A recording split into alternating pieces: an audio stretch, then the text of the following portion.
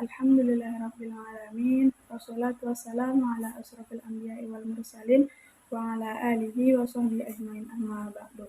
Yang pertama-tama, marilah kita panjatkan puja dan puji syukur kita kepada Allah Subhanahu wa taala yang telah memberikan kita kesehatan hingga saat ini.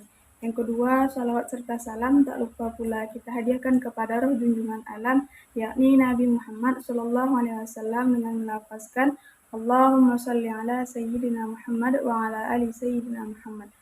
Perkenalkan, nama saya Nazuh Fathia Harahap dari kelompok 10 dan rekan-rekan saya yakni Saudari Mutiara Nabila dan Saudari Nurul Azwa. Dan yang saya hormati Pak dosen pengampu yakni Bapak Dr. Asmuri Dharma, SAG, MAG. Baiklah, kami dari kelompok 10 ingin mempresentasikan hasil makalah kami yang berjudul Institusi Pendidikan Islam.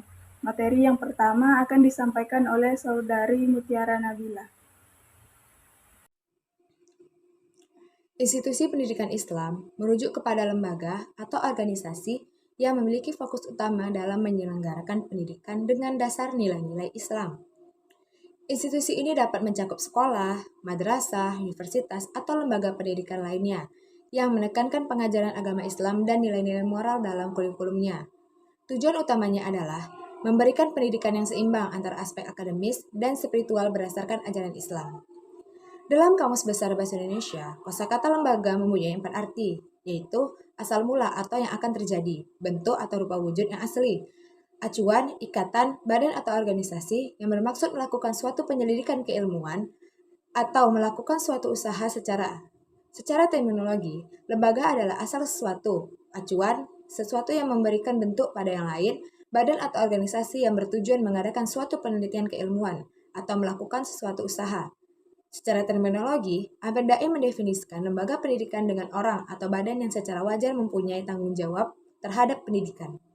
Rumusan definisi yang dikemukakannya memberikan penekanan pada sikap tanggung jawab seseorang terhadap peserta didik, sehingga dalam realisasinya merupakan suatu keharusan yang wajar, bukan keterpaksaan.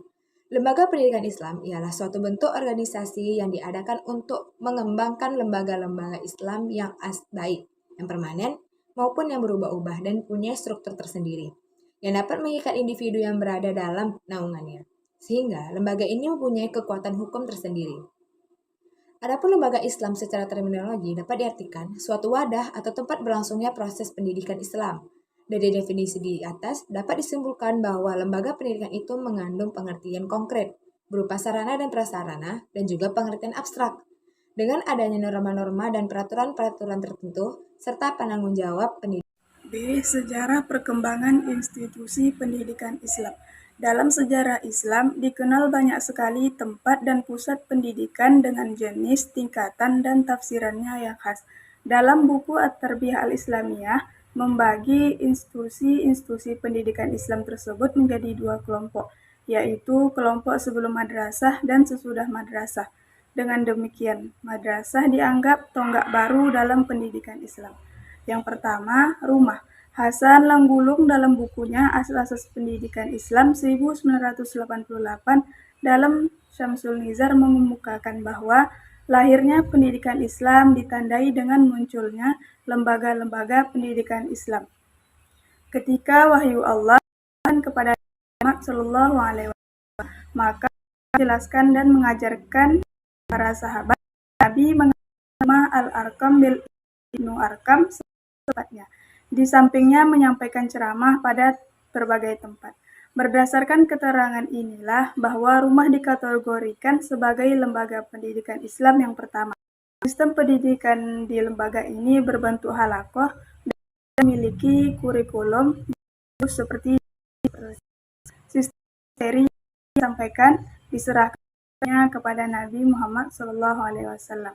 Yang kedua, kutab dan maktab. Kutab atau maktab berasal dari kata yang sama, yaitu kataba yang artinya menulis, sedangkan maktab berarti tempat menulis atau tempat di mana dilangsungkan kegiatan untuk tulis-menulis. Yang ketiga, lembaga kesufian. Asma Hasan Fahmi menambahkan lembaga-lembaga kesufian sebagai lembaga pendidikan Islam pra-madrasah yaitu diantaranya ribat, az-zawiyah, khanaqah. Yang keempat, masjid dan jami'. Kata masjid berasal dari bahasa Arab sajadah, artinya tempat sujud.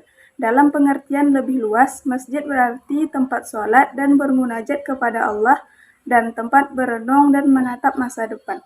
Yang kelima, masjid khan. Perkembangan lebih lanjut dari masjid sebagai lembaga pendidikan Islam adalah munculnya masjid-masjid yang dilengkapi dengan sarana akomodasi bagi pelajar. Dan masjid ini lazimnya disebut dengan Masjid Khan. Yang keenam, sufah. Pada masa Rasulullah SAW, sufah adalah suatu tempat yang telah dipakai untuk beraktivitas pendidikan.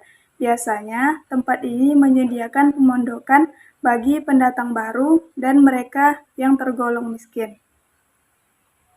Yang ketujuh, kediaman ulama. Tipe lembaga pendidikan ini termasuk kategori yang paling tua, bahkan yang lebih dulu keberadaannya sebelum halakoh di masjid. Yang ke-8, toko-toko buku. Pada awal pemerintahan dinasti Abbasiyah di Baghdad, lembaga pendidikan Islam dalam bentuk toko-toko buku telah bermunculan di pusat-pusat kota selain sebagai agen komersialisasi. Berbagai buku ilmiah juga menjadi pusat pembelajaran umat Islam melalui metode diskusi mengenai isi buku yang dicari atau ditawarkan. Yang ke-9, perpustakaan. Salah satu ciri penting pada masa dinasti Abbasiyah adalah tumbuh dan berkembangnya dengan pesat perpustakaan, baik perpustakaan sifatnya umum didirikan oleh pemerintah. Bait Al-Hikmah adalah perpustakaan yang didirikan oleh Harun ar-Rasyid yang berkembang pesat pada masa Al-Ma'mun. Merupakan salah satu contoh dari perpustakaan dunia Islam yang lengkap, yang berisi ilmu agama dan bahasa Arab. Yang ke-10, majelis. Majelis digunakan untuk kegiatan transfer keilmuan dari berbagai ilmu, sehingga majelis banyak ragamnya. Ada 7 macam majelis yang dapat diketahui, yaitu yang pertama majelis al-hadis, majelis at-tadris, majelis al-munazarah, majelis al-muzakarah, majelis al-adab, majelis al-fatwa, dan majelis an-nazar.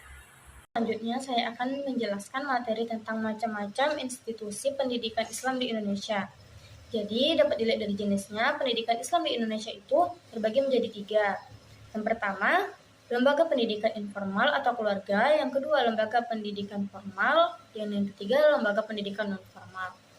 Yang pertama itu lembaga pendidikan informal atau keluarga. Keluarga itu sebagai unit terkecil dalam masyarakat adalah persekutuan antar kelompok yang mempunyai pola-pola kepentingan masing-masing dalam mendidik anak yang belum ada di lingkungannya. Dalam Islam, keluarga disebut dengan istilah usrah atau nasab. Orang tua merupakan pendidikan pertama dan utama bagi anaknya. Dikatakan begitu karena pertama kalinya sebelum ia menerima pendidikan dari yang lain. Kemudian pada usia sekolah, anak mempunyai lingkungan yang baru, yaitu lingkungan sekolah. Fase ini disebut dengan fase sosialisasi. Ia mulai kenal dengan teman-teman, guru-guru, dan yang lain-lain. Daya intelektualnya mulai berkembang, dan sifat ingin tahunya sampai akhirnya ia memasuki masa remaja. Masa remaja ditandai dengan timbulnya perhatian pada lawan jenis, ia mulai bimbang terhadap nilai-nilai lama dan berusaha mencari nilai-nilai baru. Jadi, hal-hal yang harus dilakukan orang tua kepada anaknya itu memberi kebebasan yang terbatas dalam arti memberikan tuntunan, bimbingan, nasihat, dan pengendalian. Mengadakan komunikasi secara timbal balik. Memberikan kesempatan mereka untuk berpendapat, memberikan kepercayaan dan tanggung jawab dalam menyelesaikan satu pekerjaan.